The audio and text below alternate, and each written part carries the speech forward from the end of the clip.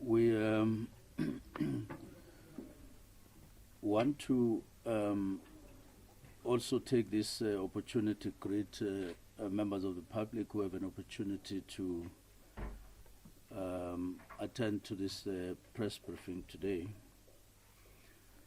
So it is an honor to stand here this morning and address you, all of you, here and outside.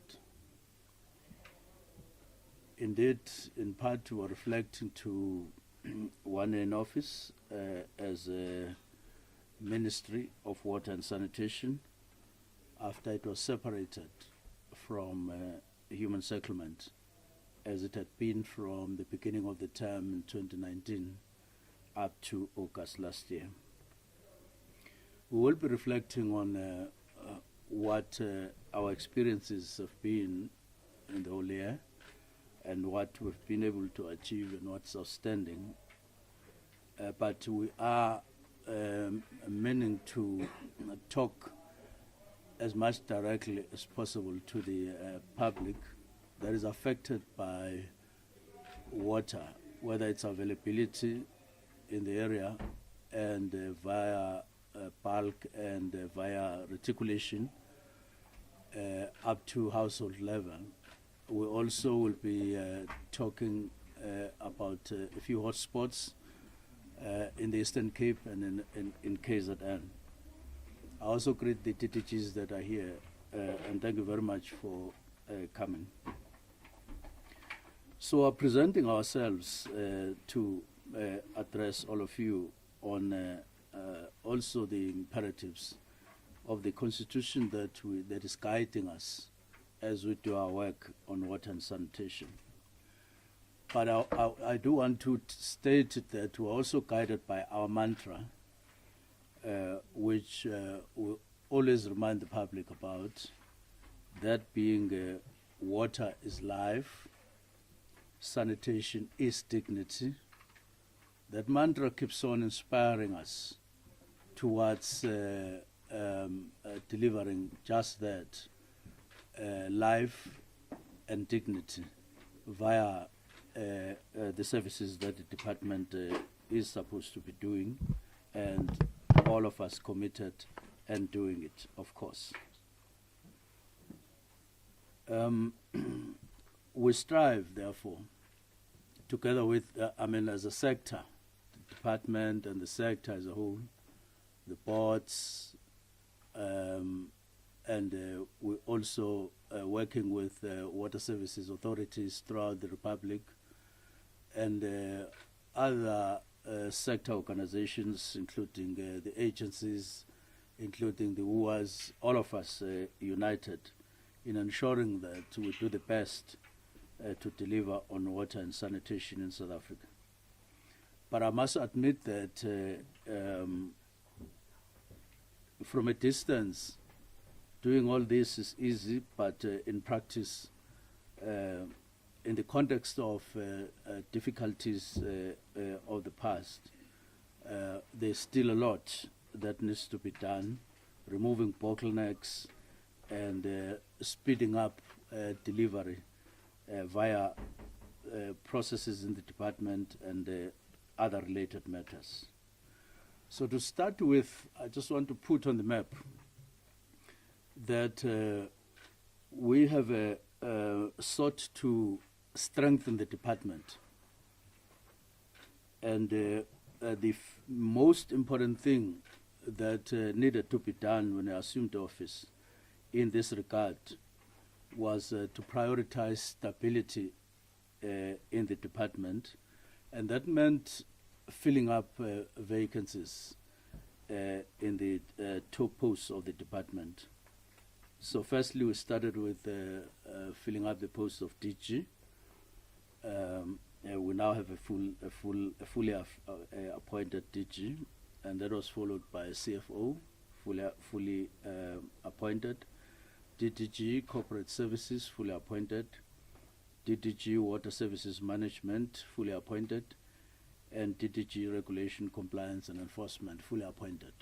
All these vacancies were, all these positions were vacant when we came in. There's only one that is left with an acting DDG, that being infrastructure. And unfortunately, it's a very key section of our department, and we would have loved that to be among the first that would have filled up on a full-time basis, but we're getting there.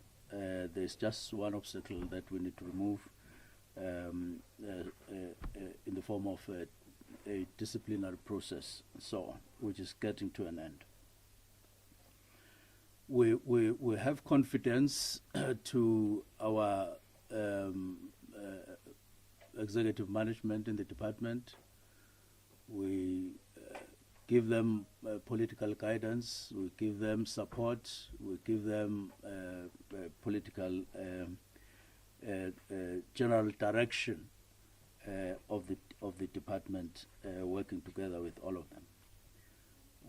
From where we sit, things are taking shape, and we then can only take from what Madiba once said, that no sooner have you climbed a mountain, you then see other mountains. After climbing to the top, you then see better the other mountains that you still have to climb. We would have thought that ordinarily, once you fill up all these positions, then you flow. And we have realized that it's not necessarily like that. Now, we are then going to give an outline of what is the context in which we are working. But let me just once more clarify this matter, that the department has two main streams of work, just two, not too many. On one hand, you are dealing with water resource management, as your dams, your rivers, and everything, all the systems. But on the other stream, you are dealing with water services management. So we manage two streams in the department, all of us as a sector. But then there are other issues, of course, in between, issues like regulations, licensing, and all of those matters which we will address later on. Now, the context in which we have been working and are still working in the past year, one is the context of incomplete projects that we found on the way, which had not been completed, some for a long time, some for a shorter time. But there were quite a plethora of projects that had started at some point or the other, but had not been completed. Some had been abandoned, and some, of course, were just slowly moving on, but some were ordinarily on course. That's the first context. The second context is the problem of incapacity, which we will elaborate on a little bit in terms of how we're addressing it. And I must say here today that this issue of capacity, right from head office where we sit, it reflects on a number of issues, or on a number of occurrences. You start a project, and then an error comes in, and then it gets delayed because somebody has done or has made an error of one kind or the other somewhere down the line. And then it takes a while before that error gets detected, and then it gets detected and it gets addressed. By that time, you have lost 2 months or 3 months in some cases 6 months. So that clearly shows that there is a little bit of a capacity issue. Issues of procurement, they take a little while, in some cases more than they should be taking. And in some cases, it just takes a while to weigh up things and decide how this is going to be done.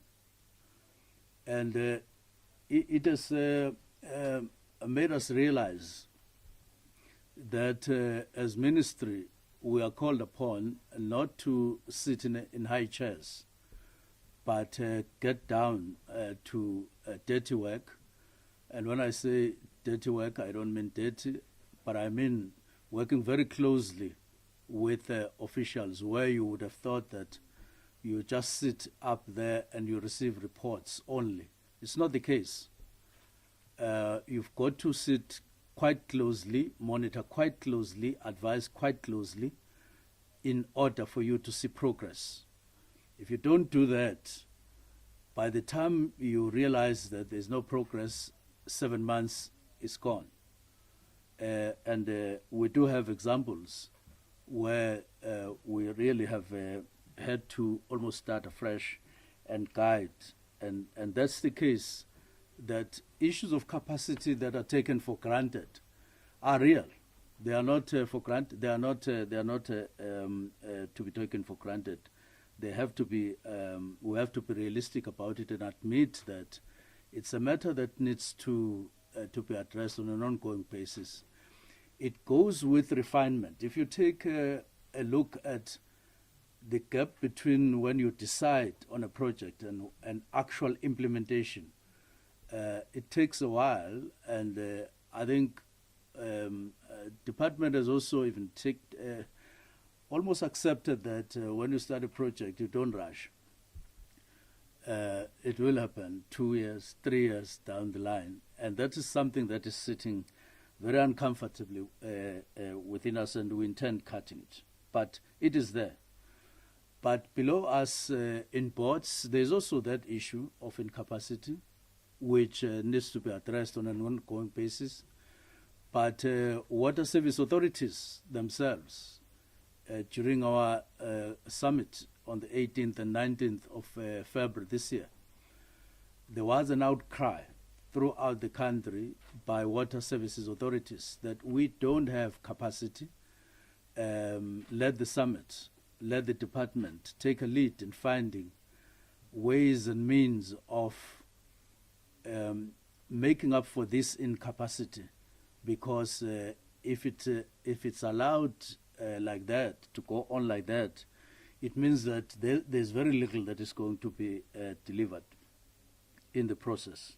So I hear admitting that we do have problems, even where it counts most, that is water service authorities on the ground. There is actual and real incapacity. But there's also, on the other hand, desperation on the side of communities. This is the context, a very, very, very important context.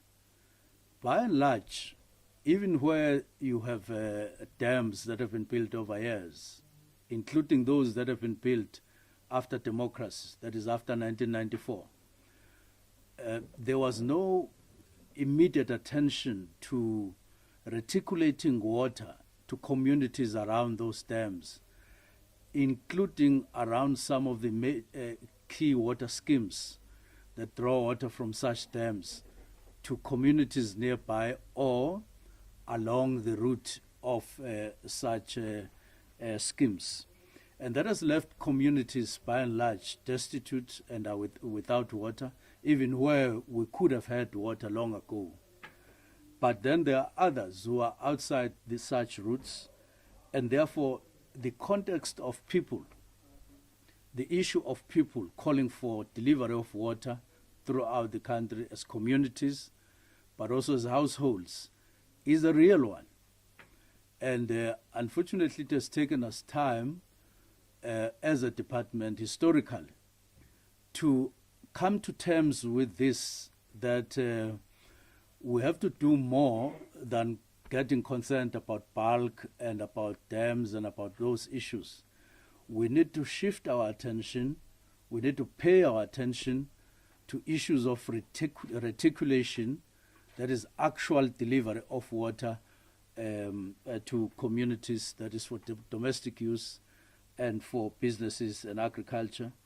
That's how we seemingly have or appear to be lagging behind when it comes to delivery of water to the people as opposed to availing water generally in dams and in rivers and so on. By and large in South Africa, the summary, this can be summarized in the form of what we saw in a newspaper, a local newspaper, when one day we got to Mangaung with a caption that said, dams are full, but taps are dry.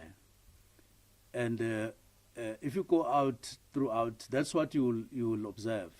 Dams reasonably full, some really, really full.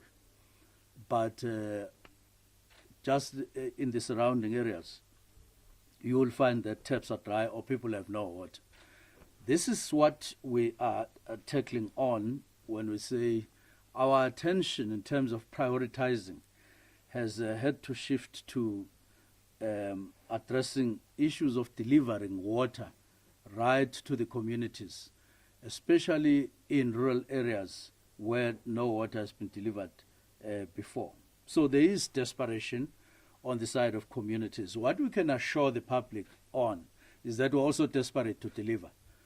And so if we need to meet and we need to understand each other, that we're hard at work.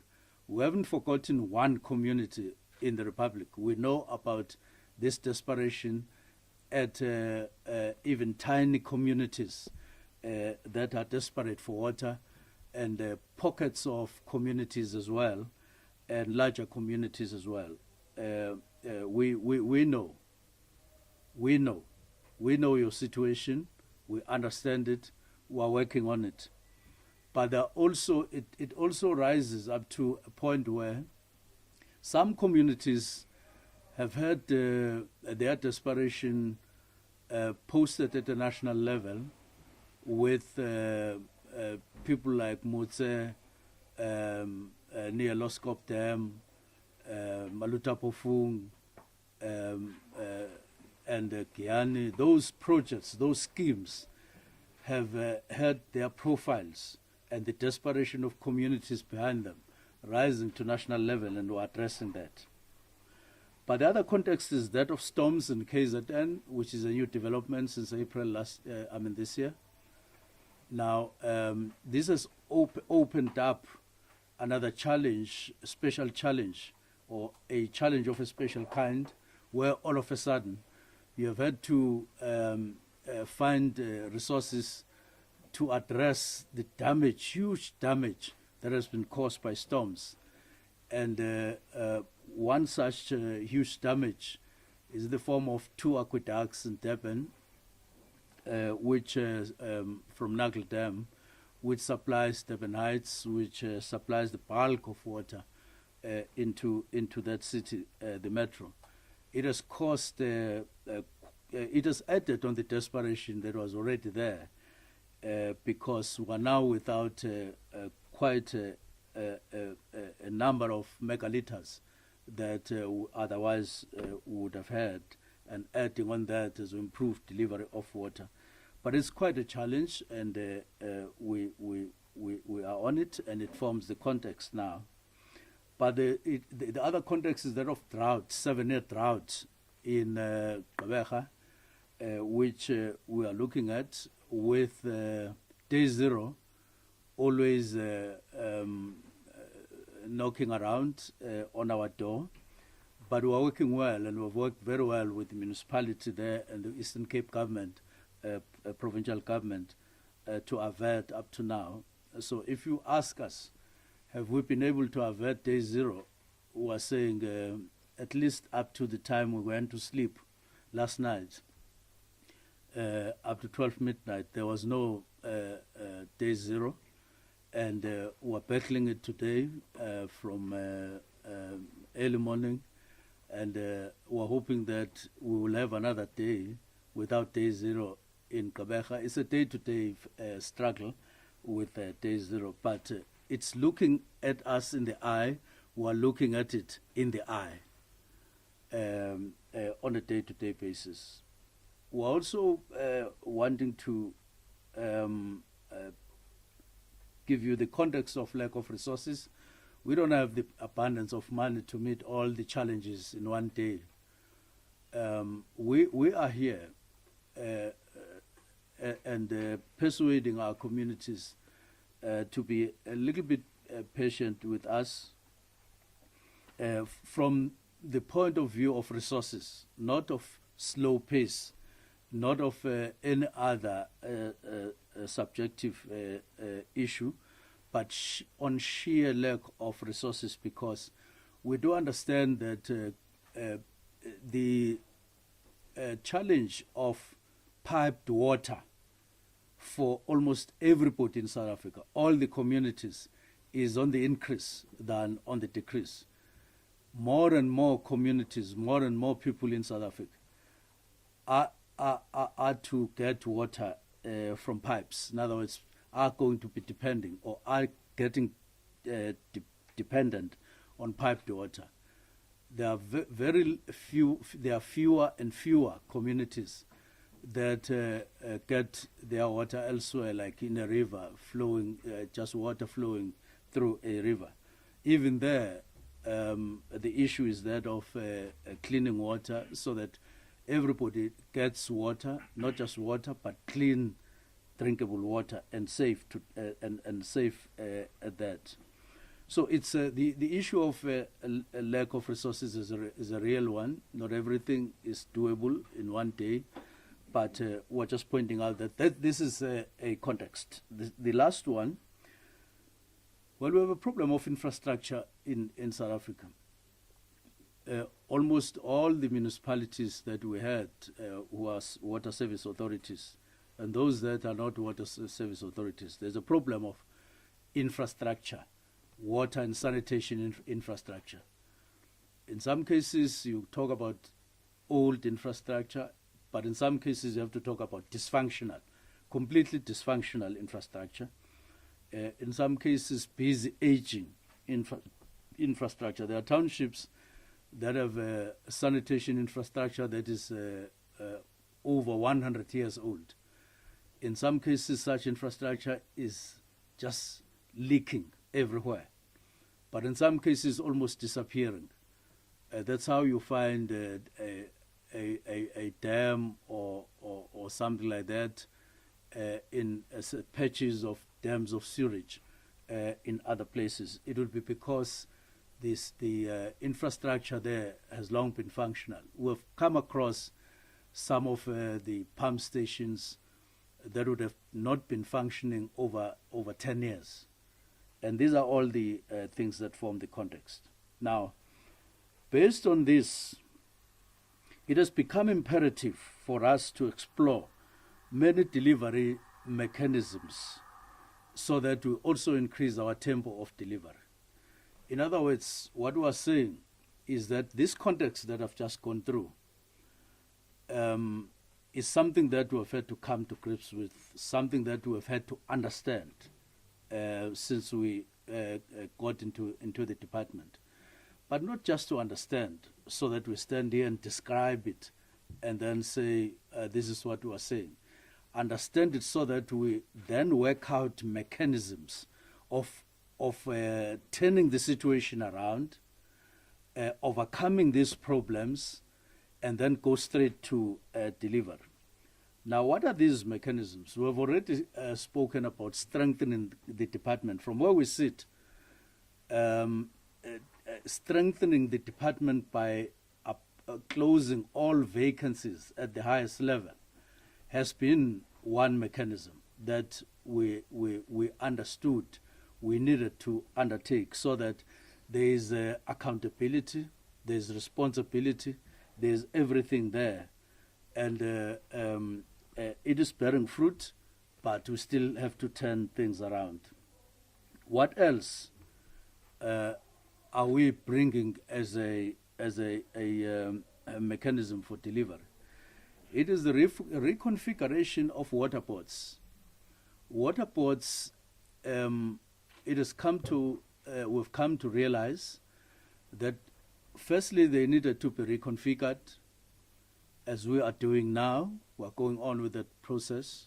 Number two, they themselves need to be strengthened and sharpened towards delivery, not just on one aspect of water, which is bulk water, but also to intervene on reticulation in assistance to municipalities who are saying we don't have capacity.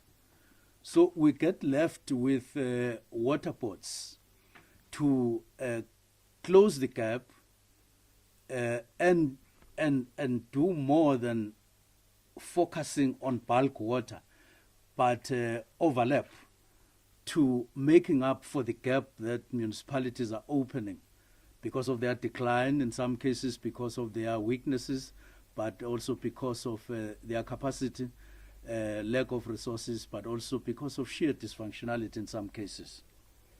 And so water ports, in our view, have had to be reconfigured such that we're able to have them covering all municipalities from corner to corner, wall to wall, so that we leave no area without potential coverage by any of the municipalities. It is for this reason that we've started this particular process. So as we talk now, there is no municipality in South Africa that can't be covered by a water port or the other. The only thing that can happen is that we need to address the second aspect in municipalities. In relation to ports, they need to be strengthened financially themselves by being independent, by having the capacity to raise funds themselves via loans and other means. But they also need to be strengthened in terms of positioning them to deliver so that they have that particular strength. But identifying water ports as one of the delivery mechanisms is done and dusted. We believe in that. We are driving that, and we are already getting to giving them directives in a number of instances as we speak. Now, this is our aim, therefore, that they would play on an incremental role, the role of delivering water at a reticulation level. Now, what is the third mechanism? The third mechanism is via the department's internal construction unit. In the department, the department in the older days used to have quite a huge internal construction unit that delivered to a large extent throughout the Republic. But over years, that construction unit became smaller and weaker, and it's our intention to strengthen it. And as we speak, they are at work in Limpopo, and they go all over, and they constitute quite a significant delivery mechanism from where we sit. The fourth mechanism are districts themselves, especially those that are water service authorities. There are projects that are being handled by them, bulk and reticulation. We recently came to work with one district in Mpumalanga, that is Nkangala, on the Loskop Dam scheme, which will deliver water in part of Mutse and part of, and then the whole of Temsiliane municipality and JS Moroka municipality. There's one district that is going to be handling that, of course, with our involvement and our support. By now, they should have advanced in that particular process after our intervention a month or two ago. We will be taking progress as far as that is concerned, including completion of the signed agreement so that that thing gets delivered once and for all. So if there is still doubt in Mutse that we are coming in, especially the eastern part of Mutse, that should be done away with, and they will see water coming in the next few months. What is the other mechanism? So I'm saying districts, municipalities that are water service authorities, and local municipalities that are water authorities themselves, they are part of our delivery mechanism, or they are part of a delivery the delivery mechanism for water and sanitation in South Africa. But of course, they have challenges of their own, even if they are, but they would have still have problems of capacity. They still have problems of money, as it were. Now, what is the last mechanism? And I would like all of us to pay attention to this one, not because others are not important, but this is something that we have recently developed. In other words, strengthened and expanded. Not that it was not there. This is a partnership with the private sector. We see this as a very important mechanism for delivery, which we now have upscaled in terms of these partnerships with the Department of Water and Sanitation. What has happened is there has been a partnership between the department and the private sector in one project called Vaal Gamagara, and we're pleased that whereas that partnership experienced some difficulties in the course of time, we're back on course in terms of operationalizing that, strengthening that, and reviving it. It's now on course. It will deliver bulk water in the western part of Northern Cape to the mining sector there, but also to a large extent to the communities that are along the route in that area. So if you ask us and say, where has this partnership worked? We are now able to face you and say it's Vaal Gamagara. But what is the second one? Where partnership has worked, which then makes us see that this needs to be upscaled. It is partnership in Mkhalakwana, where one company, Ivan Platz, come forward to partner with the municipality there on the delivery of wastewater treatment plant, which the company will build and then hand over at some point, working with the municipality. That was signed a number of months ago, and that project will start working. And the last one that I want to talk about is the one that we are working on with Libalelo, and we're hoping to really get that delivered by October, November this year in Limpopo. It's quite a huge scheme that will deliver water in Polokwane in good time. And so these are shining examples of what partnerships can do in terms of strengthening or as a mechanism of delivery on our side.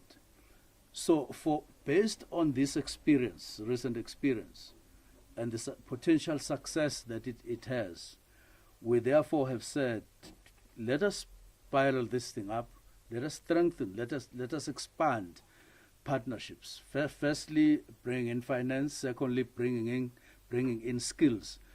But thirdly, and importantly, strengthening our hand as far as infrastructure is concerned, which is quite a gaping hole in the whole scenario of delivering water and sanitation in the metros and everywhere else. Now, what is the new dimension? The new dimension is what we now call the National Water Partnerships Program, which comes via our partnership with DBSA, and where we have established a water partnership office. In other words, first an understanding with DPSA, and thereafter establishing a water partnership office together with them, in which we are playing a very, very significant part. But then out of that, 5 programs have been developed to date, and we're speeding this thing up, and we're quite happy with it so far. The first program that we will see through via this partnership is in the area of non-revenue water. Non-revenue water, in terms of its management, in terms of its benefits, instead of we want to turn the situation around, instead of just losing water via leaks as it is happening. Some metros, some municipalities in South Africa lose up to 52% of water, meaning the public is paying for abstraction of a number of megaliters from the source, but then along the way, after abstraction, some cities and some towns and some municipalities lose up to 52% of water, for which you would have already paid for. Now, what then happens, you end up delivering water less than 52%. That is how shortages of water play themselves out to the public. It's not because there is no available bulk water in the source, but it is because of the amount of water that you lose. It's like going to a shop and you pay 1,000 rand for your goods, for your groceries. And then on the way, you drop a number of parcels of food or whatever you bought. By the time you get home, you just have 2 or 3 items out of 7 or 8 items that you would have bought from the shop. Now, if you look at 1,000 rand that you spent and what you arrive home with, there's no balance there. You have paid a lot of money, but you arrive home with very little. And therefore, you lose the value of your money, and you have little food at home. So I'm making an example of how this plays itself out, and then it gets to the public as shortage of water in South Africa, when by and large it is not the case. So we're seeking to address this particular problem because it has a huge impact. But it's not just about stopping leakages, it's not about stopping non-revenue water in that form. But of course, another aspect of non-revenue water comes in the form of water that is stolen. Water that is illegally stolen. No, not illegally stolen. Because if it's stolen, it's illegal. Illegally abstracted is as good as stolen water.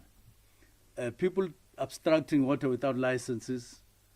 So there's quite a lot that is happening in that area called non-revenue water, other than what it legitimately should be the case. So we want to get fully now into that area and address it in all its dynamics and turn the situation around into from the situation of non-revenue water to revenue water, except where there's legitimacy. Absolutely.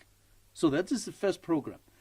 And not only do we want to turn the situation around, but we want to make revenue out of non-revenue. And we think it is practical. And we've had discussions and we're advancing with them. Number 2, management contracts. We are going to get to municipalities so that we look at how best we can get very, very close to municipalities in terms of managing water and sanitation. We experienced this recently when we had a workshop in Gqeberha, where we're talking about as a theme. It was a theme saying creating a water resilient Nelson Mandela Bay. A number of aspects in managing water, in the management of water by municipalities. We need to intensify that. We need to educate ourselves on that aspect. We need to concretely get very close to how exactly are municipalities managing water. By and large, there's failure here, we must admit. And it is this area that we need to zero down to and actually manage upwards. Thirdly, the next program will be wastewater treatment. By and large, this is a sore point via pollution currently in various parts of the country, in municipalities.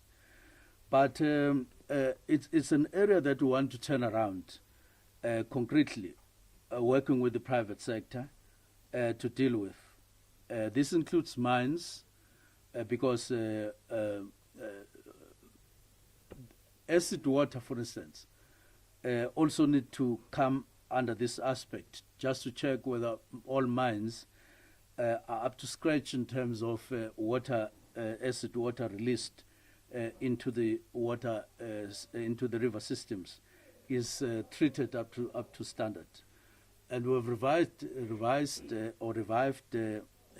Green Drop to even measure our progress in this regard. But wastewater has a lot of potential, wastewater treatment, and we want to turn it around, working together with business. The fourth one is water reuse. There's huge potential in this aspect, even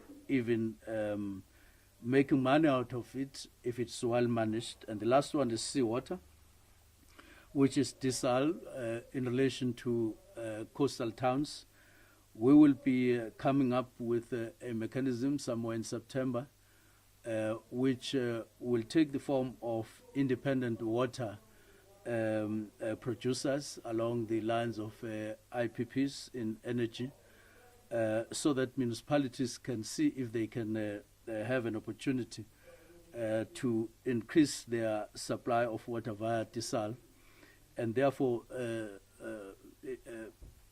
private sector will be able to use a window that will open in good time, bid, and then develop desal plants and so on.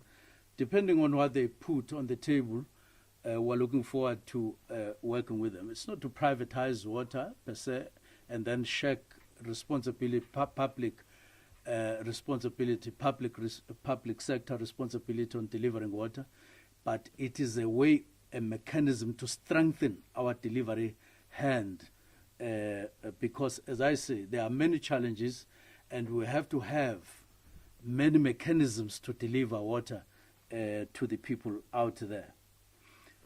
These are then the mechanisms that we hope to unleash, quite a number of them before the end of September, as we move towards the end of August. But of course, we're trying to move with speed so that we mitigate whatever limitation that I spoke to at the beginning. Now, let me just touch on a number of projects as I move towards the end. I've already spoken on our partnership with a number of companies, private sector companies, that in terms of huge schemes that I've referred to in the Northern Cape and in Limpopo. But let me touch on Giyani. We've made substantial progress here. Even if you are not in Giyani, you are also in the country. Many of us have come to know that Giyani was a project that derailed and failed 55 villages in Mopane in Limpopo.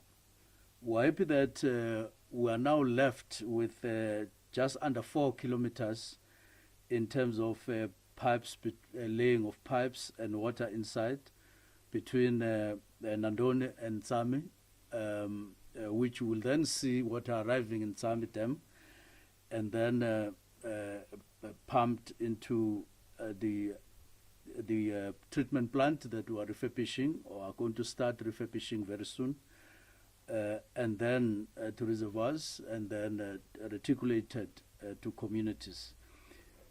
We will not be able to deliver water at the same time to all 55, but we're targeting the first 24 that will receive water in October. This year we still stand on that one, on that time frame.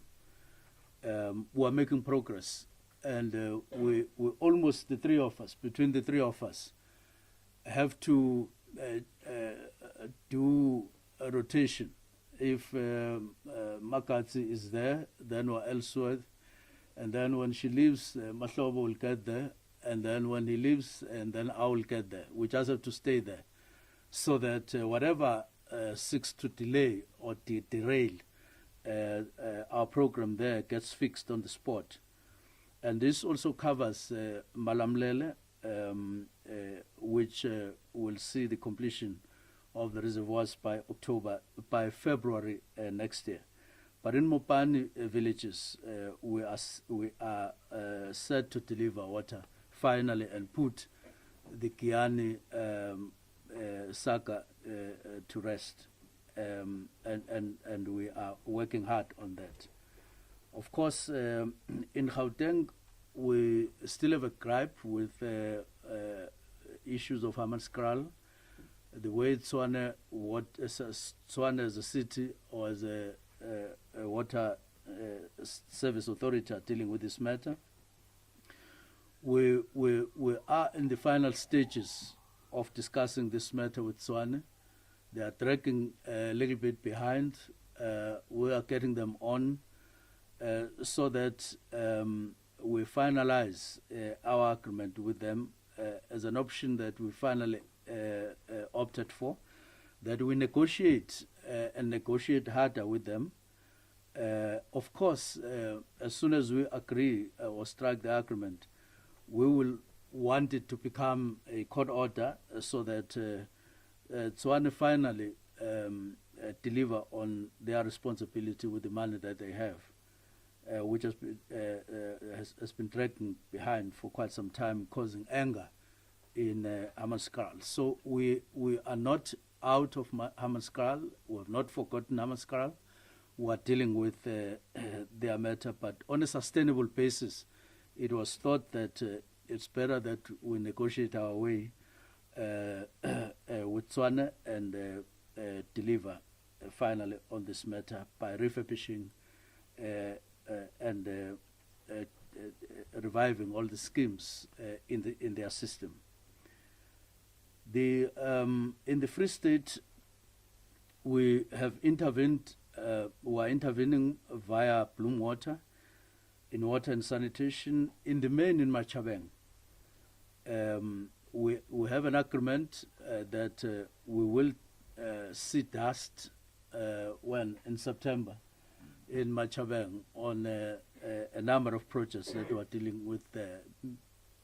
Particularly and by and large is on water and sanitation infrastructure in Machabeng. We are working closely with the mayor there so that we clean up the whole of Machabeng of sewage, but deliver clean water and clean sewer systems.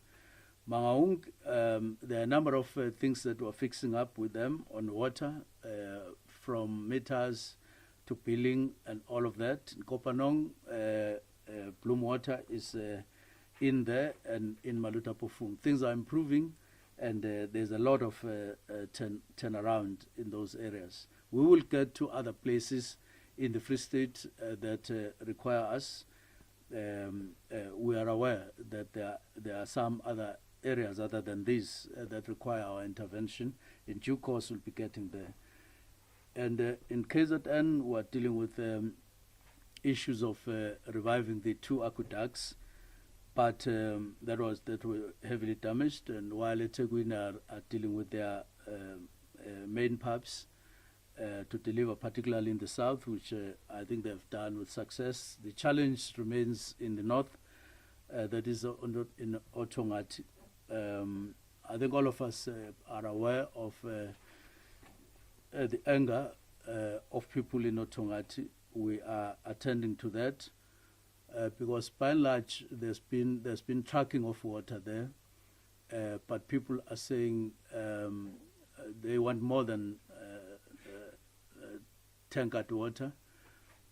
So first, it's about strengthening delivery of water via tankers, because it is real that infrastructure was largely damaged during the storms, and the most urgent thing that could be done by eThekwini municipality, together with us intervening and assisting, it would have been via trucking water, but many other temporal measures. But we will be attending to the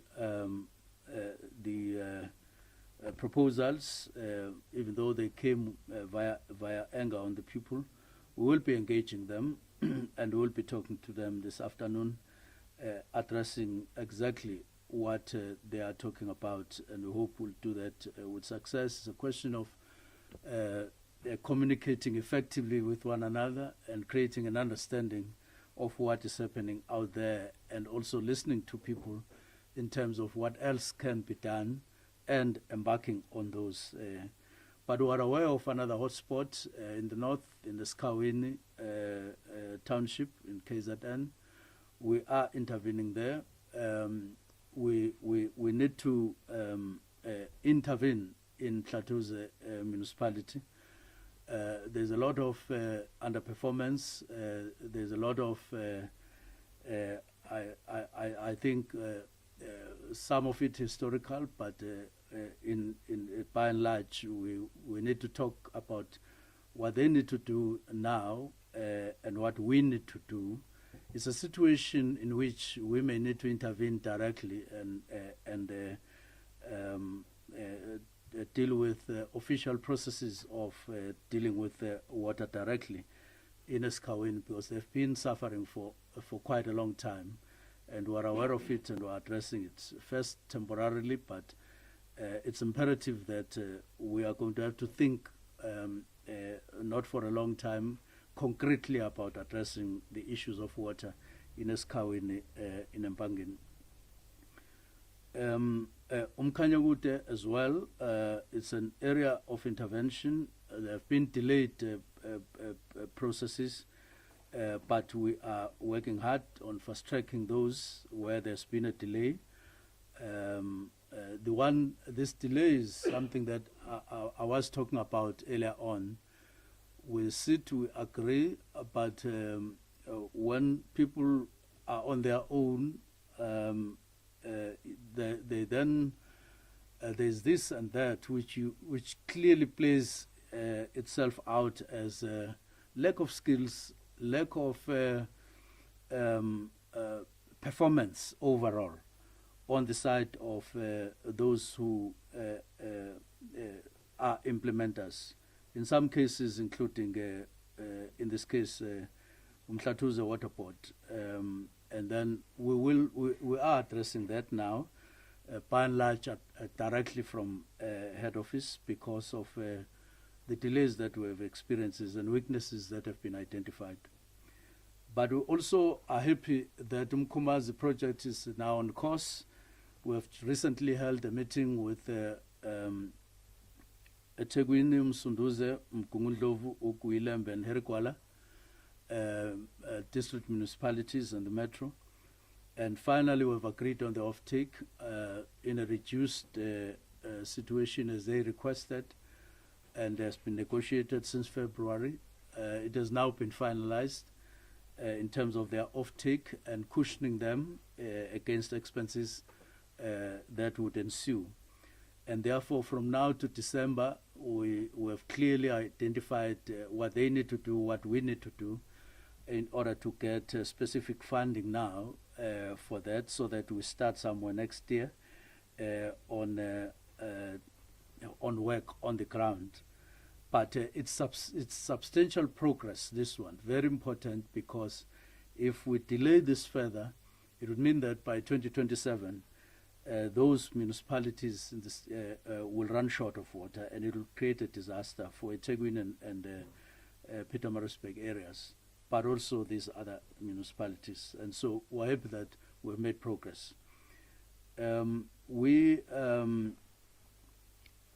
also are talking about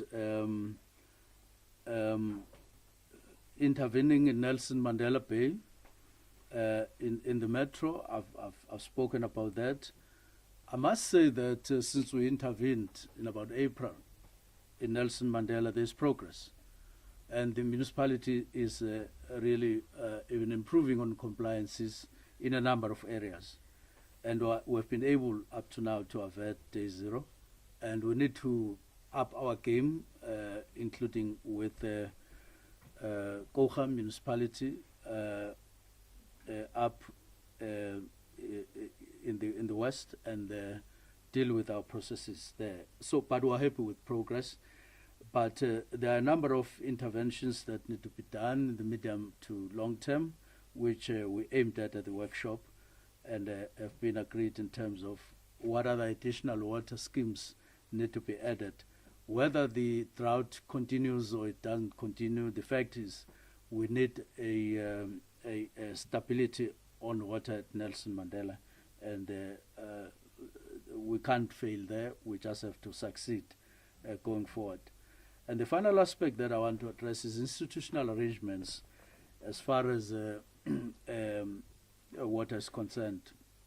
One, we're happy that we have presented the bill on the National Water Resource Infrastructure Agency, which was decided on long ago by Cabinet. We finally prepared the bill and we presented to Cabinet. It was approved. We are now at consultation stage with the public on the agency to deliver infrastructure overall. It will include TCTA, which is one institution that we're using in the Lesotho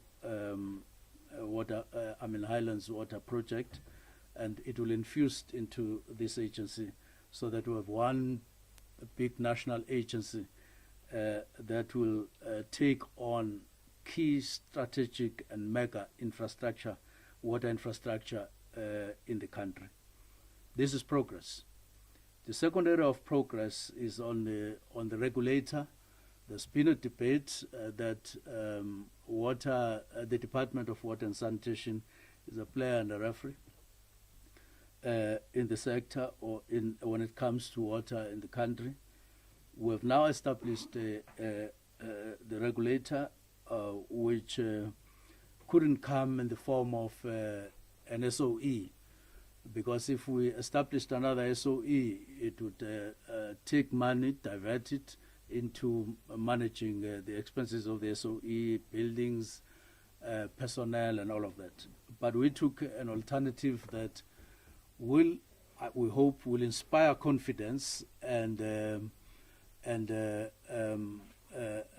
will also drive independence of thought on the side of ourselves and our clients, and see this mechanism as something workable. So what the department will do will serve as a secretariat to, and otherwise a number of commissioners that are independent and will work independently, and we are setting them up. In fact, they have been identified, 11 of them, and will work. That institution will then work as a regulator. Once things have stabilized, maybe coming to the future, they will maybe they can work independently, but for now, they can work separately, maybe as a different institution. But for now, we just had to build that relationship with them so that we cushion further escalation of expenses, which we have to keep in delivery of water. That's the regulator, and therefore we're happy that we now have a healthy regulatory framework in the form of that institution, which others have been calling for. Now, the next one is water rights, which is the issue that has evolved over time across the country, from the apartheid era to the democratic era. Water rights were very restricted in South Africa and racialized and so on, with limited potential to advance the interests of those who were discriminated against, meaning the black people in the country. And therefore, we are seeking to accelerate the transformation in this regard. And we are working with the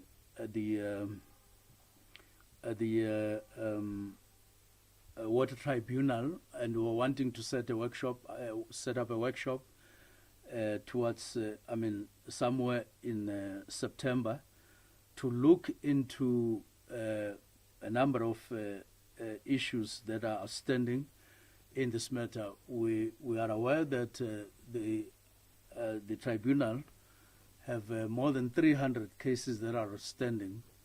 Obviously, one of the ways that we have to look at is to look at mechanisms to strengthen and facilitate resolution of these cases, because they are blocking access to water rights for a number of people and affecting the economy, which we need to release and unleash in the situation in which we are. And so the workshop will be focusing on that, and also looking at outstanding concerns of water rights in the country, including in particular the transfers, which are a subject, yesterday it was a subject of the Constitutional Court, and we are yet to find out how the Constitutional Court decided on the matter.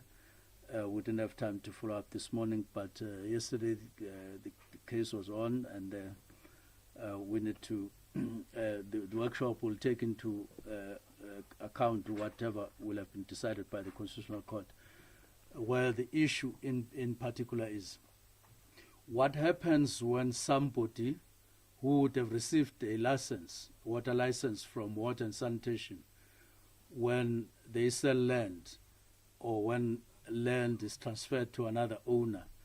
The debate is, some people say I must retain the license with me and not transfer it to the one who has now acquired the land right, and which we have a problem with, because land must go with the license. But we will look at the Constitutional Court judgment on this matter, which in my view could have been resolved outside, were it not some of the ideologies that have been held on over time, and the temptation of wanting to make money with a license that you would have obtained for a legitimate cause, and then in the course of time you lose legitimacy of holding on to a particular license, granting you use or access of an X amount of water which you no longer use or you no longer require. This is something that we need to address definitely. And then in conclusion, we just want to say that this is where we are in summary. I've taken long, but it was necessary because we want to inspire confidence there that we are overcoming, we are aware of challenges first, but not one challenge will remain unresolved and not overcome. We are instead expanding on mechanisms to deliver and therefore overcome quite a number of challenges that otherwise were there or are there.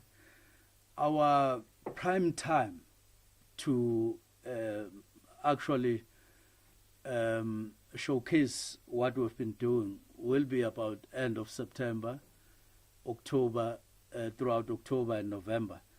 There we're crossing fingers and saying that we will arrive and we will see substantive substantial work being delivered on what we've been doing. But on some cases, we'll still need to be a little bit patient. But this will include hotspots that we've referred to, which we are ready to tackle head on and resolve. With that, thank you very much.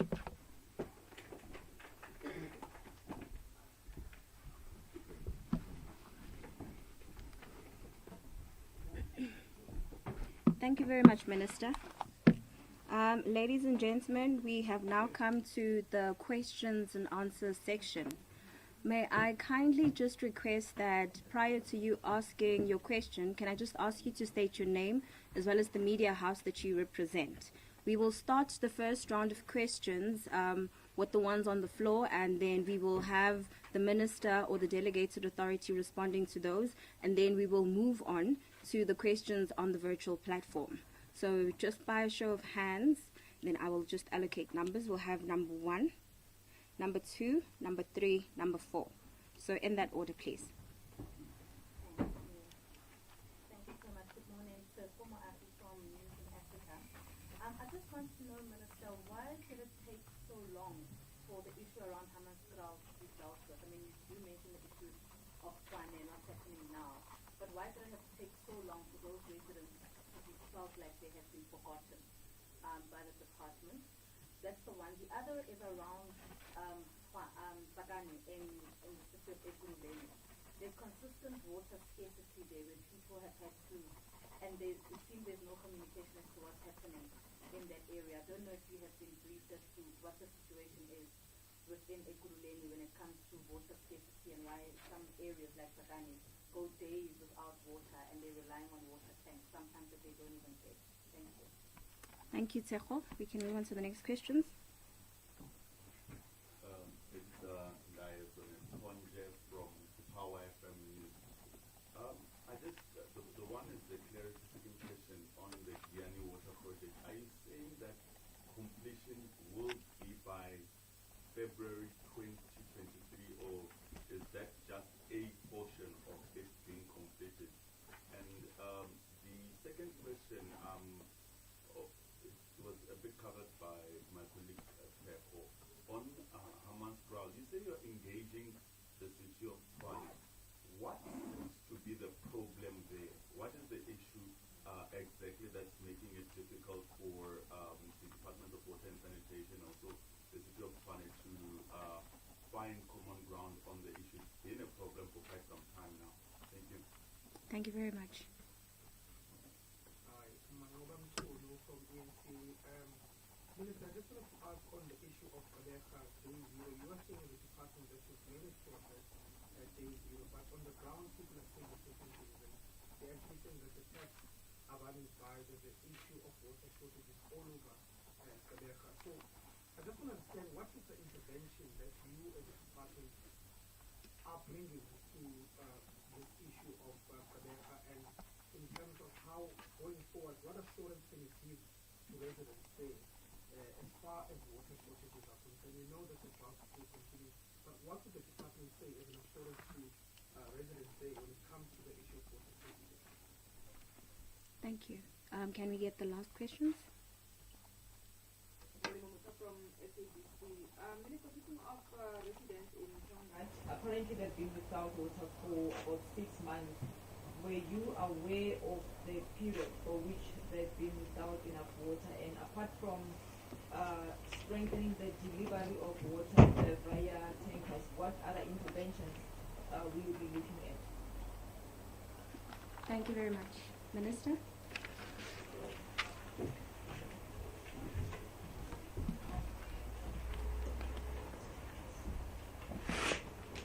Thank you very much. We have the colleagues here, deputy ministers, who will intervene on other matters, especially Ekurhuleni, Tsakane, and others that I may identify, but they will be free to fill up as well. Let me start with Hammanskraal. Let me just tell the truth here. we believe that the city of Tshwane has unjustifiably been resistant to providing clean water as they are supposed to the people, to part of the people of Hammanskraal.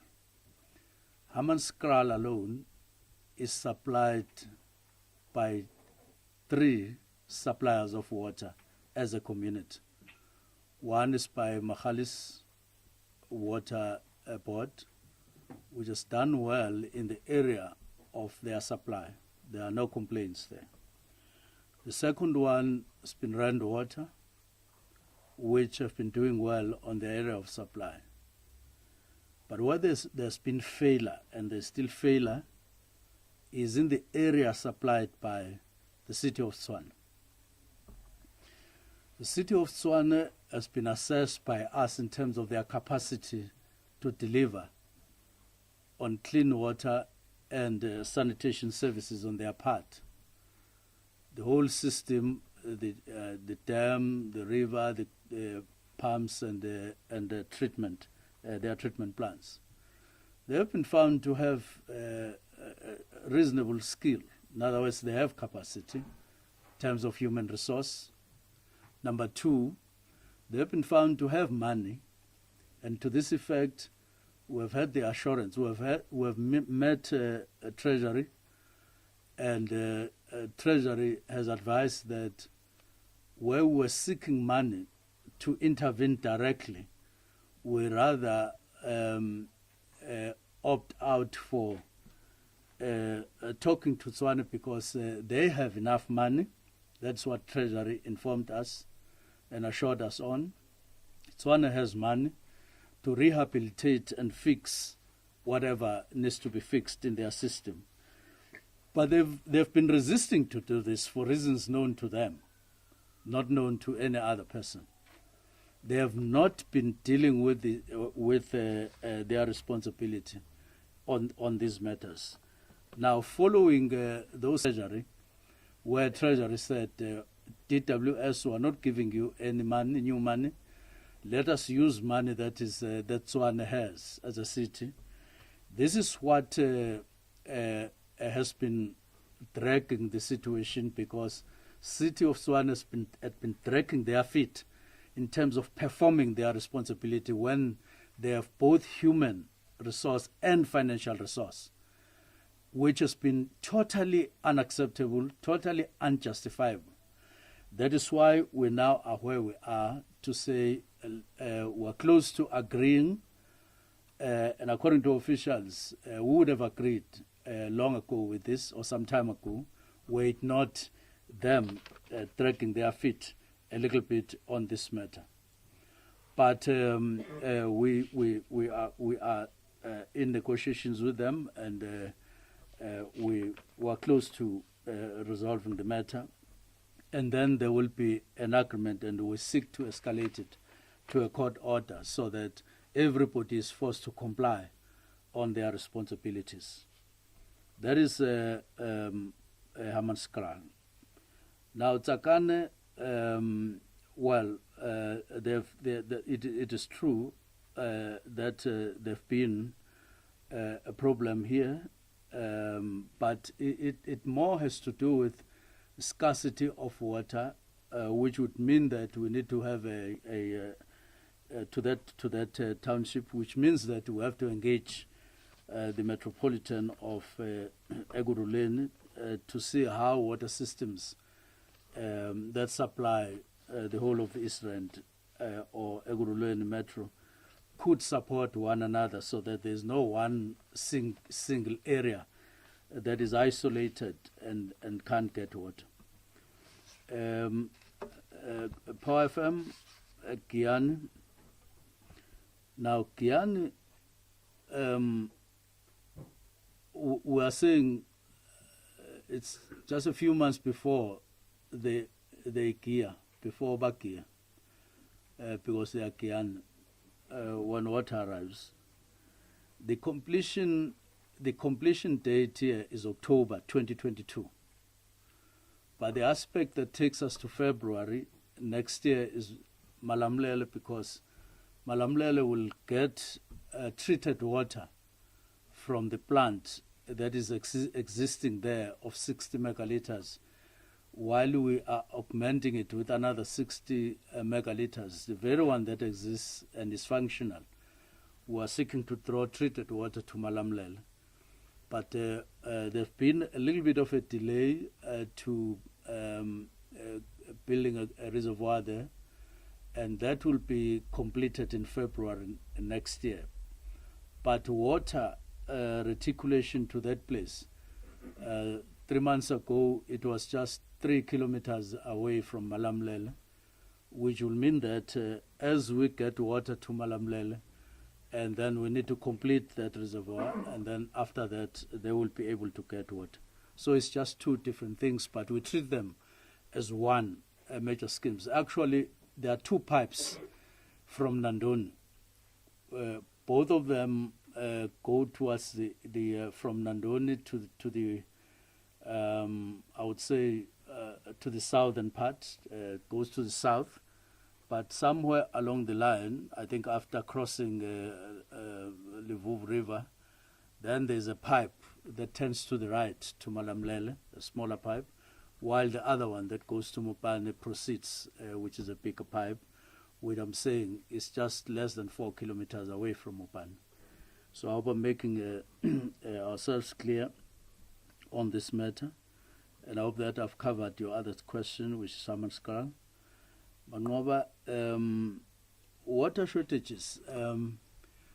In Gqeberha, we're also on the ground, together with those who say they're on the ground. We've done interventions. There are a number of interventions. Let me count them. The first one was to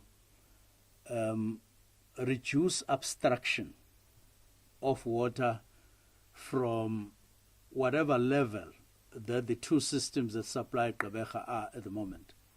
There are two systems. The first one is Kocha Luri Dam or system, but the second one is Mpofu Churchill Dam. So we say whatever water that remains in the two systems, abstraction must be reduced to the bare minimum, because you can almost see the floor of when you go to each one of these four dams. That is the extent to which there is reduced water. At one point, it was raining there, and when we got there, and I spoke to Manas to say, we're arriving with rain here, and it's all systems go. And Manas said, Minister, it is raining in the city, not in the mountains, and therefore there's no water that is getting into the dams. And I was very disappointed with that.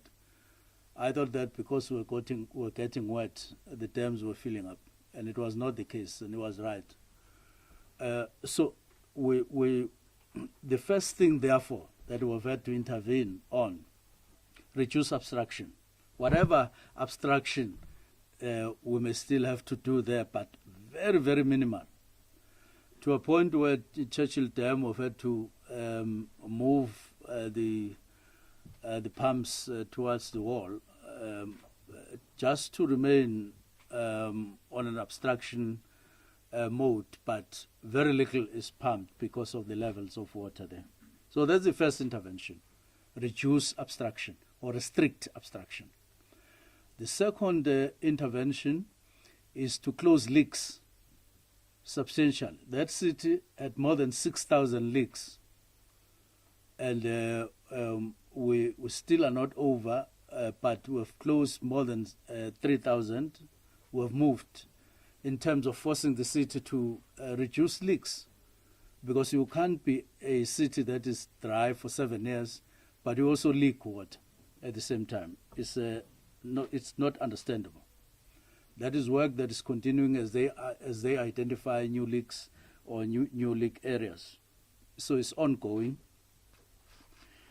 But in the workshop that we held on Tuesday, it's clear that we now have to move towards looking at their infrastructure on a medium to long-term basis, refurbish, upgrade, and rebuild infrastructure there, because it's clear if the system leaks 6,000 times, it would mean that there are no pipes. There's not one single pipe that is tight there. It would mean there are holes all over. They are small and they rupture anytime. And we have gone there to see that on the ground. And so this is the second intervention. Firstly, close leaks, but now move towards investigating the whole of the infrastructure in terms of pipes, and then start acting on that. That's the second intervention. Third intervention,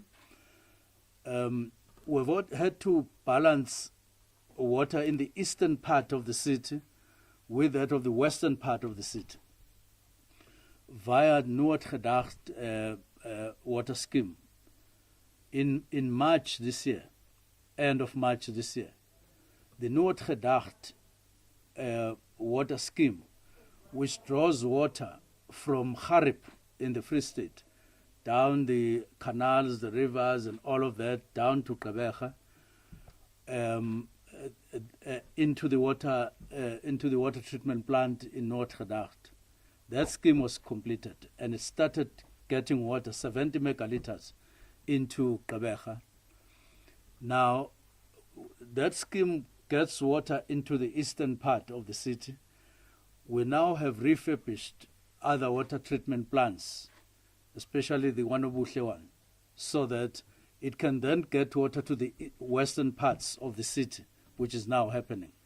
But it is going to incrementally happen as that water treatment plant gets commissioned fully in terms of refurbishment. This is the third intervention. The second intervention, the fourth intervention, has been to deal with restrictions now. You restrict water at abstraction, you get water into the system.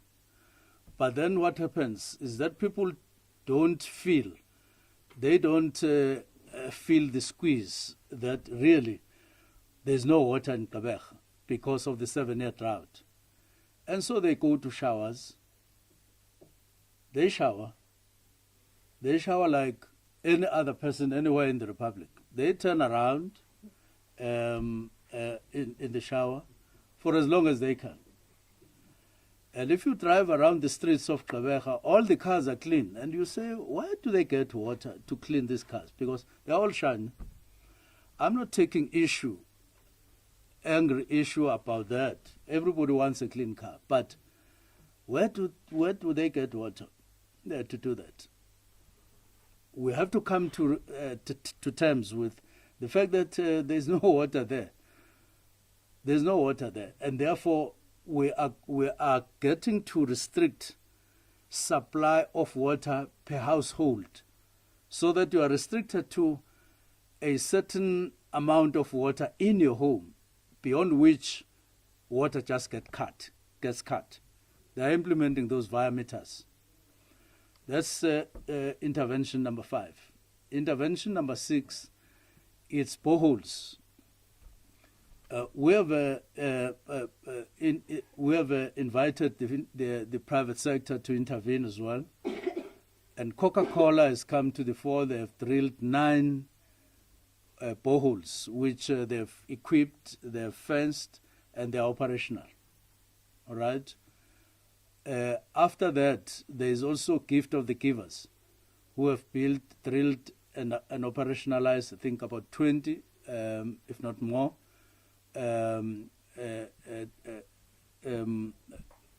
boreholes, which are functional. One of them was the one we went to in a hospital there, which was quite functional, and pumping water to the surface, treated water, and then getting it for use. Government itself, that is local and national combined. In Kuchakop, there's an area just outside the city, in the western side.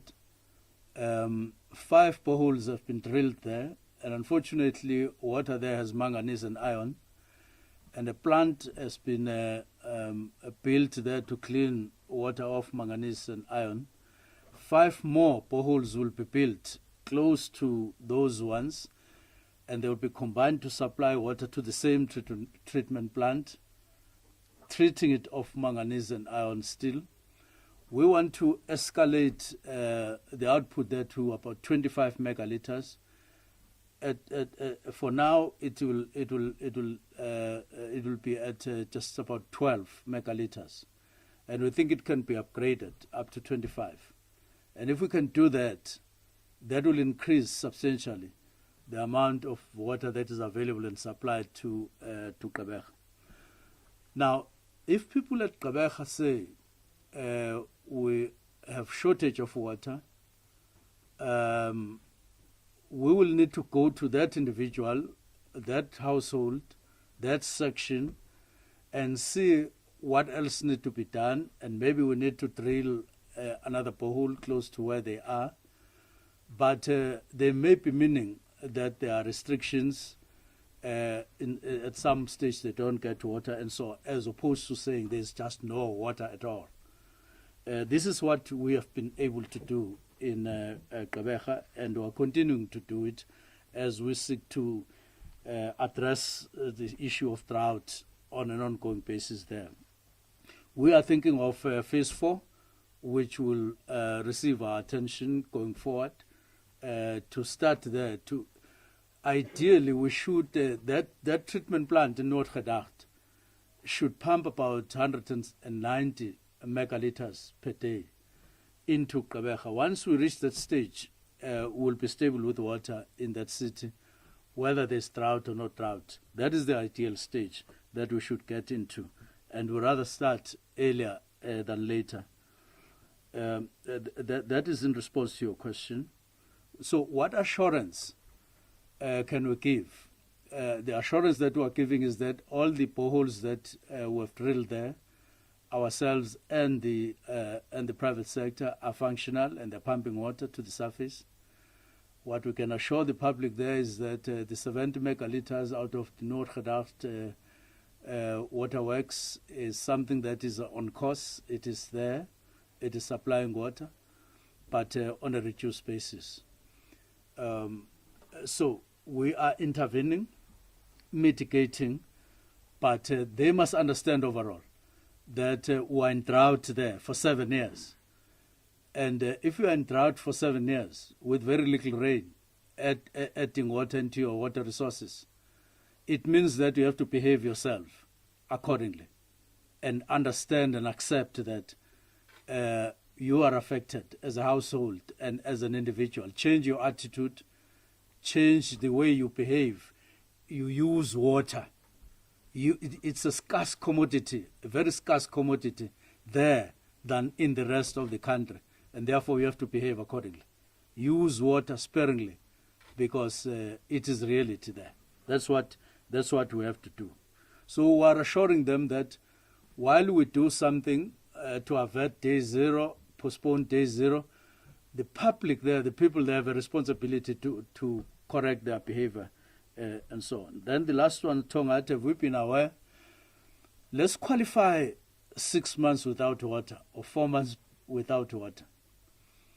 I saw the deputy mayor, I saw the mayor explaining this to the public, to the rest of South Africa and to the people of Tongat, that since the damage done to the water treatment plant there that was supplying 21 megaliters, which was wiped out by the storm, there have been efforts to supply water via trucks, via static tanks in strategic areas in Hambanati, in other areas around Tongat that were supplied, that were getting water via that water treatment plant, which has now been wiped out, unfortunately, by the storm.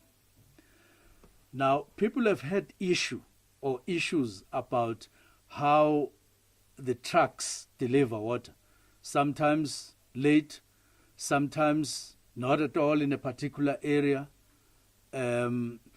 This in accordance with how eThekwini are managing the trucks, which I must admit it has not been up to the standard that we discussed in the war room there, where we said each truck must be monitored via an electronic gadget, so that you are able to say, this is the truck, it is filling up water for so many minutes, it is now going out.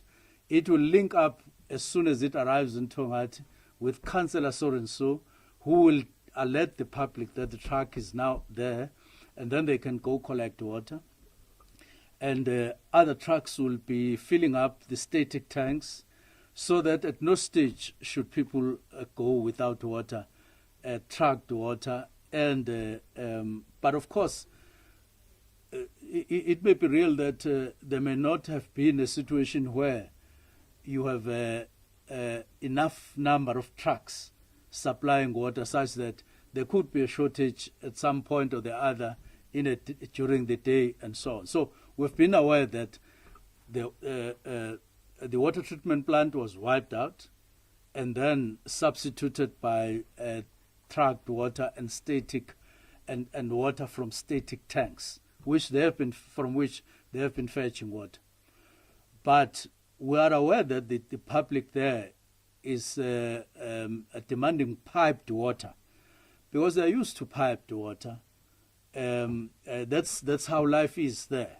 It is an urban kind of setup where people would have been receiving water all the time. And so they find it irritating, they find it unsettling, and they are uncomfortable with the situation where they've got to fetch water or depend on trucked water with its challenges all the time. This is what we are saying. So we need to qualify.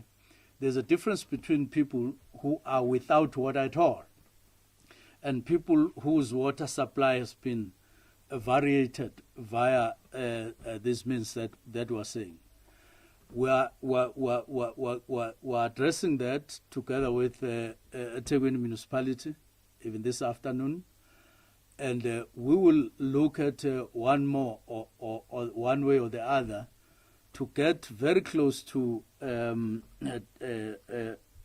meeting their expectations, so that they are not heavily affected as they are at the moment. So in other words, we agree there is a matter to be sorted out in Otongat, and we're not deaf. We hear what the people are saying, and want to make an effort to respond to their plight and to their expectation.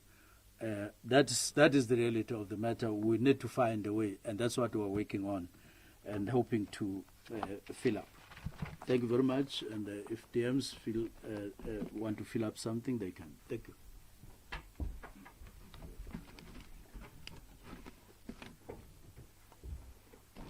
Thank you, Minister. Before we go to the other questions on the virtual platform, I will just read out the question I have directed to Deputy Minister Mahlobo. It's two questions. Would the Deputy Minister agree that a partnership with the private sector is an indication that government does not have plans to take full responsibility for providing water to struggling communities? The second question, what about communities that do not have private sector investment activities like mining, as compared to the example of Mogalakwena partnership with multinational mining companies? The other questions are going to be read out by Takalani from GCIS.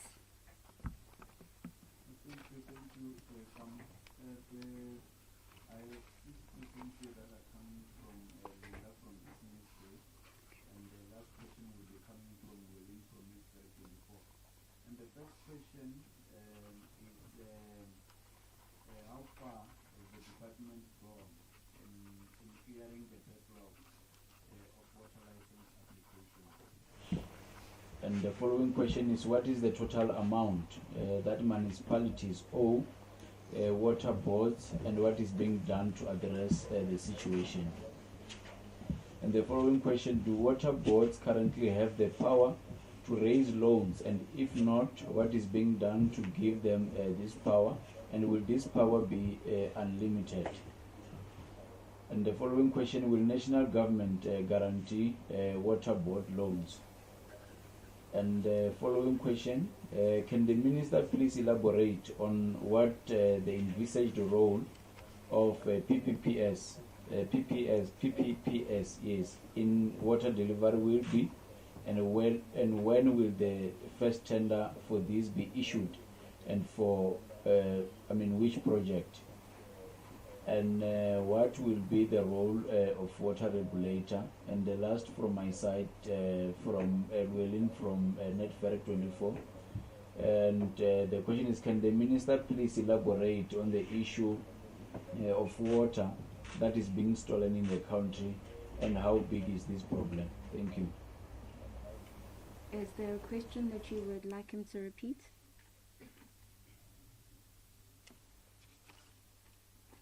Okay. I think we will start off with Deputy Minister Mahlobo.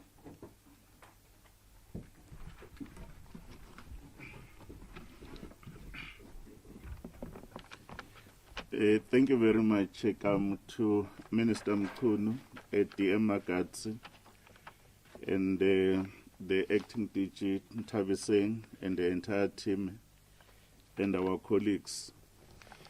The issue around partnerships is our appreciation that His Excellency, the President of the Republic, is through his presidency directed us that we do need a social compact in resolving the plethora of challenges our country has.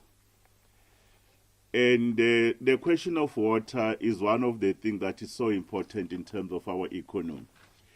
If you look at the South Africa's Economic Reconstruction Recovery Plan, this economy is not going to work if water is one of the issues that has not been attended to in terms of water security. Because water is the biggest input with respect to our socio-economic needs, including the environment. And if we look at the issues of the requirements around ensuring water security, if you look at our national water and sanitation and master plan, to be able to guarantee the availability of water for the next 8 years, which is until to 2030, and then in the next 20 years until 2050. There are a number of big projects that must stimulate our economy. And these projects, we must agree, like Umkomazi is one of the examples the Minister has spoken to, that will actually require more than 20 billion rands. You look at the work that we should be doing at Umzimvubu, Glen Williams, and everywhere. And our estimation is that for the next 10 years, the department will require, just to ensure water security, will require more than 120 billion rands. And when you look at the present value, and you will know that the present value today, and by the time we arrive at that point in terms of the future value, then that becomes a present value, the expenses will be very high. And if you look at the money we have that is coming from the fiscus, that money is not adequate. That's why private sector is an important role player that must play its part. That's why if you look at how South Africa, in terms of these presidents, there is an infrastructure office in the office of the president headed by Dr. Sputler Ramkhupa, working with the DPSA and the others, including the budget in a infrastructure facility in Treasure. Our department, led by Minister Mchunu, we have understood that with the limited resources, it will take us time to guarantee the availability of water for all our needs. Therefore, we have started to use that particular opportunity. The example of the water situation in the Northern Cape. Northern Cape, one of the biggest opportunities they have is to stimulate the economy through mining. And those mines have came together, working with the minister. There was a phase one to draw the water in terms of Valga Mahara, using the VAL system, which is one of the biggest systems. And that agreement is one of the biggest demonstrations that partnerships will work. And you can be able to use partnership because you want to reduce the money in the fiscus. But when they come in, there's always a win-win situation to ensure that the water that must be available for domestic use of human consumption, which is a human rights, it still remains affordable. That's why the state is coming into that project. There are many of them. You look at the question even supporting agriculture. Private sector want to come in when you look at the biggest water canal we have that traverse in the Northern Cape until towards northwest. It's called the Valhards, that canal.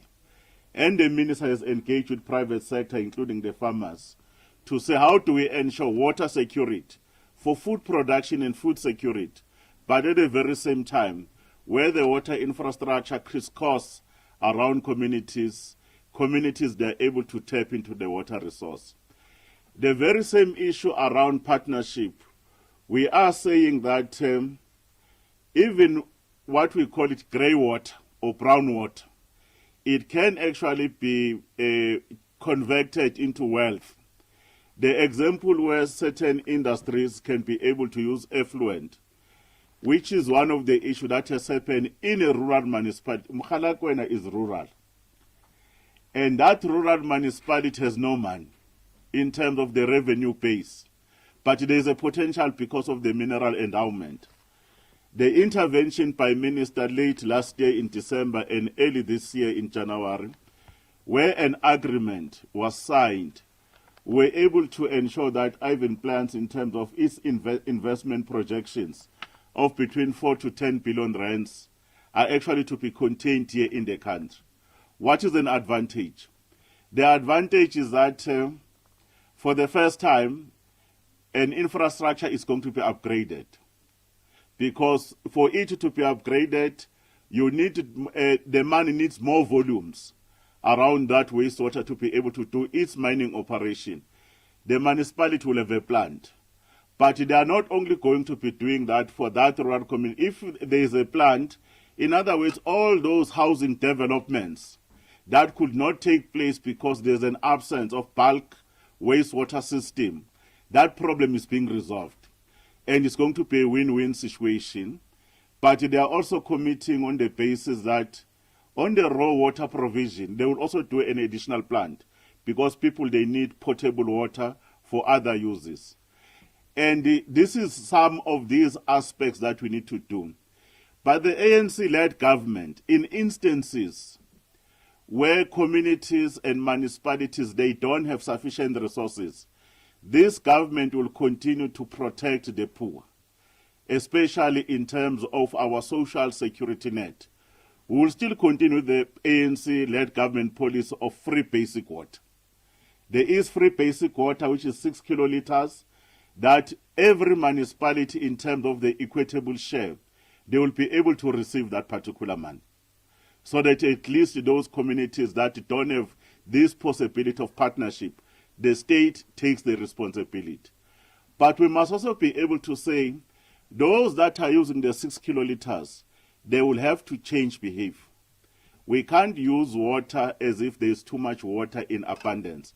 We have to limit it.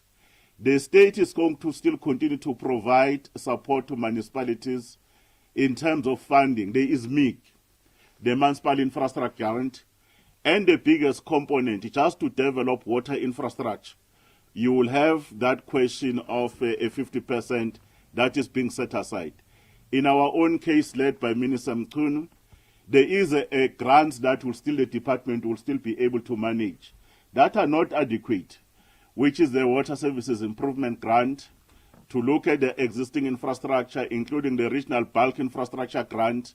But the municipalities themselves, in terms of rates and taxes, we also encourage that they should be able to do that particular investment. One of the things that we also is being asked is about water licensing. Remember, at the time when the minister was doing his budget vote and policy statement, we indicated that we've been able to push the backlog in terms of addressing the water licenses that were there to within the 90 days that the president has actually directed us to do. That backlog, we've actually reduced it. We've done even more than 90% that were remaining. But the backlog that we need to attend to is what the minister says. Those that have went into a dispute resolution mechanism, the dispute resolution mechanism that are sitting with the water tribunal. And very shortly, the leadership through minister, we should engage with the tribunal. Some of them, we should be able to withdraw them from the tribunal and be able to find ways in terms of dealing with some of these issues. The last point, Macingwane, the stealing of water is a problem. There are people in South Africa that are causing problems, that they are impeding the flow of water. And in the main, this problem is done by some individuals in the agricultural sector. You'll find that it has been raining on a particular catchment, especially in Limpopo. You could see that if you look at the Groot Letaba, the Great Letaba there in Mopani, we have Yotzanini Dam and the other dams that are there. Certain of these farmers, they've created illegal dams. And these illegal dams that they are creating, then the communities that are living downstream, they continue not to have water. And our regulation team and our enforcement team will be able to do the pleads. We will take those people into task, ensure that those dams are dismantled.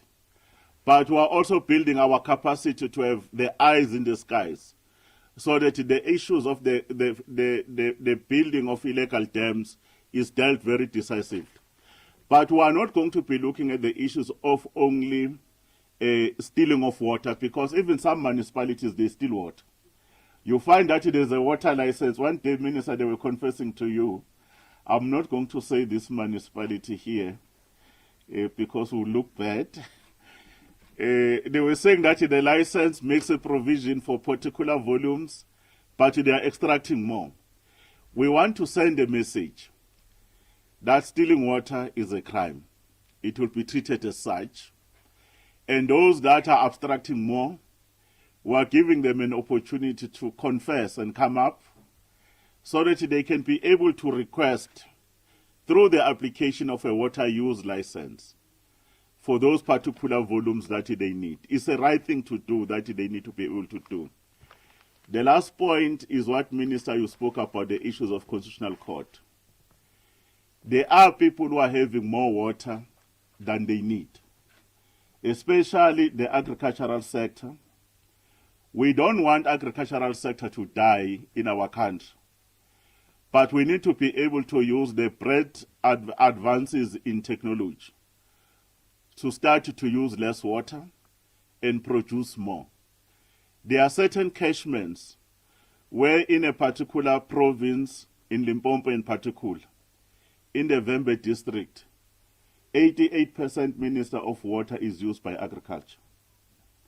7% is only used for industry and mining, and only 2% is only used for domestic use.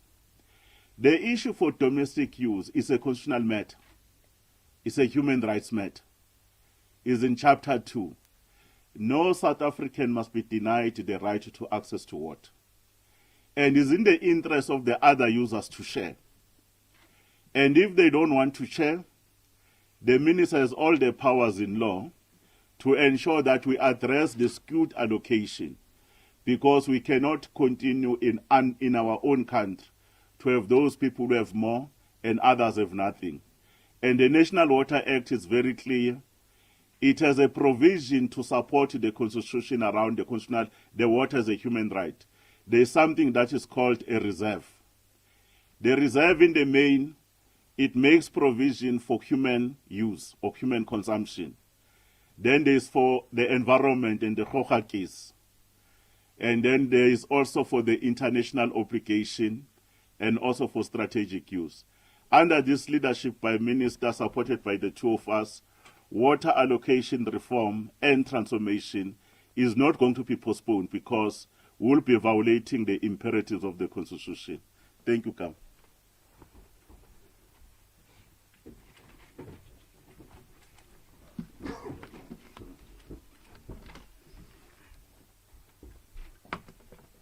Thank you very much. Well said, dear Mahlobo. Just to fill up some of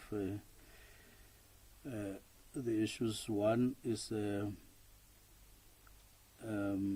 what is the amount owed to water boards? I don't have it in my fingers, but I can tell you that one municipality owes one water board 7 billion. Now the rest are below that. I think the other figure that we're aware of, I think, is about 4 billion and so on. So it's huge amounts of money. Some even threatening the whole system, the whole sector, as it were. It is for this reason that we want water boards not just to be interested in selling water and getting money, but also to say, where does this money come from? Where does it come from? And how does it come? So that they too can continue to get money in a sustainable way, rather than just getting money even if the source of money dies out. It won't be of assistance. So we need to care for the whole sector and for the whole cycle and be alive to it. Second one is this question, TCTA.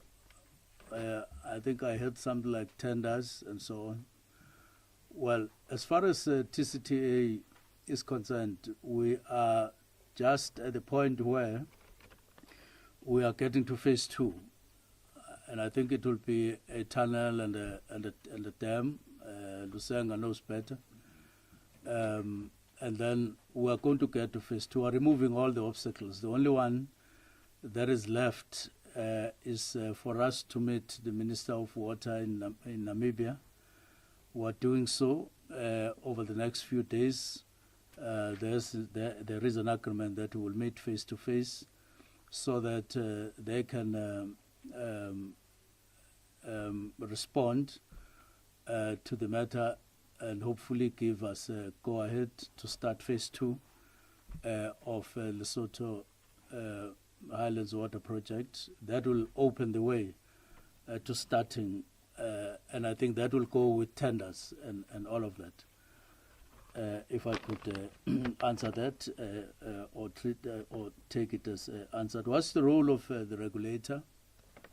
The role of the regulator is to stabilize tariffs, water tariffs, so that for those who are paying for water, to those who are paying for water, it becomes fair.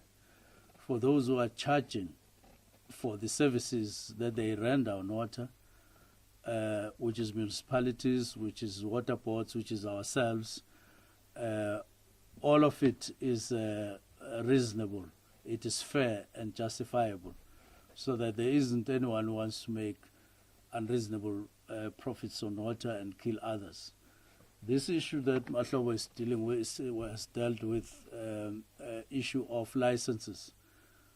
A person would have received a license to get or to abstract so many kiloliters, and then if you no longer need that because of age or you sell, you can't just keep on charging, getting money out of your license. But land is now occupied by somebody and it is accumulating expenses.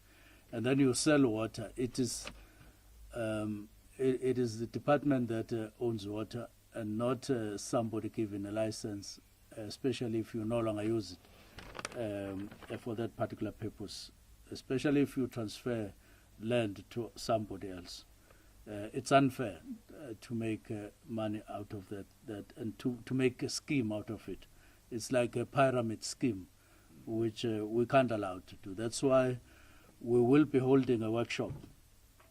And we are going to be asking the department to give us all the data in this regard, transferring and so on. There can't be a pyramid making money for one person out of and a scheme that is not legitimate. Well, the Mahlobo dealt with this. To be specific, we have just about 186 outstanding licenses to process. We're emphasizing on this 90 days now, and it's working very well. The backlog, most of the backlog, as far as the last time we checked, was in the Western Cape. All other offices are processing and are proceeding very well in terms of eliminating backlogs, and it's working very well. But we were saying that there's more than just 90%. There's issues of transfer, issues of fairness, issues of rights of water that we're now proceeding to. Thank you very much. Well, there's the issue of stolen water. Mahlobo has put it very well. You are guilty, even before we get to you. You must just understand that you are guilty, and we will approach you with that in mind, that you are possibly guilty for stealing. And people know who are pumping water illegally. Thank you. We forget the one that is followed by the water. Thank you very much. Ladies and gentlemen, we have come to the end of our media briefing. I would like to thank the Minister and the Deputy Ministers, as well as the Acting Director General for their attendance. I would also like to thank the members of the media for their attendance and participation. Thank you, ladies and gentlemen. I thought you'd say what I said. You deny us what? So we need water for the residents. We ourselves, we're okay.